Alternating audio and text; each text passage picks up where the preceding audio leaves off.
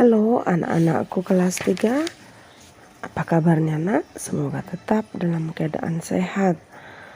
Oke, hari ini ya kita mau belajar agama. Sebelum belajar hendaknya berdoa untuk memulai dan mengakhiri setiap pelajaran kita. Tetap semangat ya nak. Oke. Pada hari ini kita akan belajar mengenai kisah Musa yang tertulis dalam Keluaran 2 sampai dengan Keluaran 3. Oke, anak-anak ibu yang baik.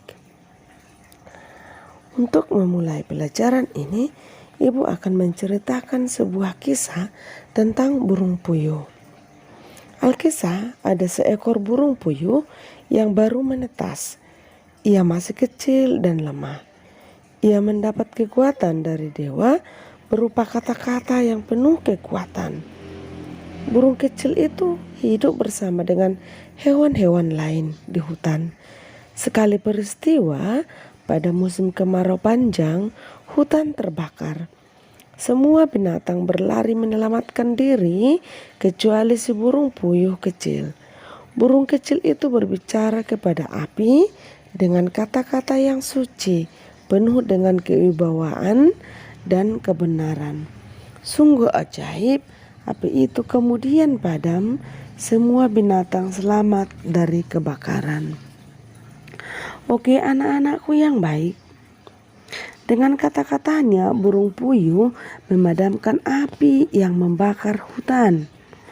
Kata-kata penuh wibawa dan kekuatan itu ia terima dari Pencipta. Dengan kata-kata yang penuh kekuatan itu pula, akhirnya seluruh penghuni hutan selamat dari kebakaran. Maka anakku yang baik, dengan hati dan perbuatan kita membantu masyarakat yang mengalami musibah banjir, ya, dengan menolong mereka, dengan memberikan sapaan dan bantuan berupa tenaga dan moral. Maka Musa juga memiliki wibawa dan kekuatan untuk menyelamatkan bangsa Israel dari perbudakan Mesir. Tetapi kekuatan dan wibawa Musa bukan dari dewa, melainkan dari Allah. Allah yang membebaskan bangsa Israel melalui perantaraan Musa nabinya.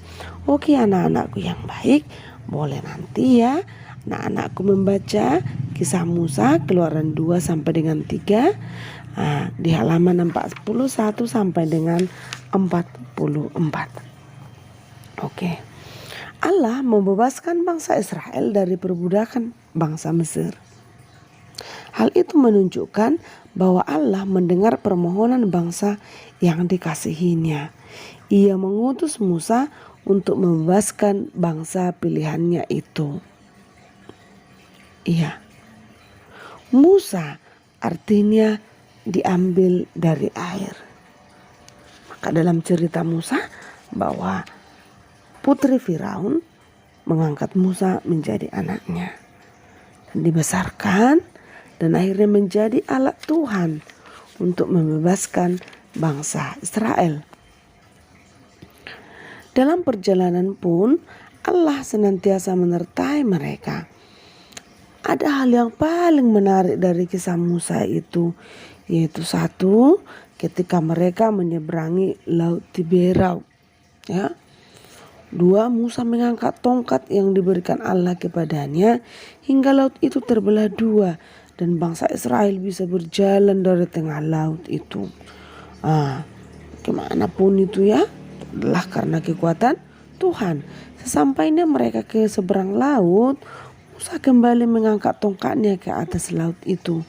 Kemudian laut itu kembali bersatu sehingga serdadu-serdadu Mesir yang sedang berjalan dari tengah laut mati dan tidak satu pun yang selamat.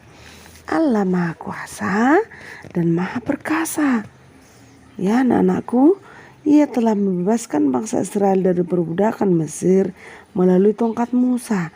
Tuhan masih banyak menunjukkan kekuatannya kepada bangsa Israel selama perjalanan di padang gurun hingga sampai ke tanah terjanji, yaitu tanah Kanaan. Kepercayaan Musa pada kekuatan Allah menyelamatkan bangsa Israel.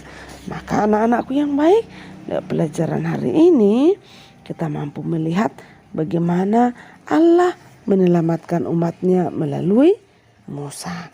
Dan semoga kita mampu untuk meneladani Musa yang selalu percaya kepada Tuhan dan mengandalkan Tuhan.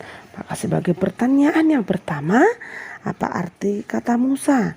Yang kedua, siapa yang menemukan Musa di Sungai Nil?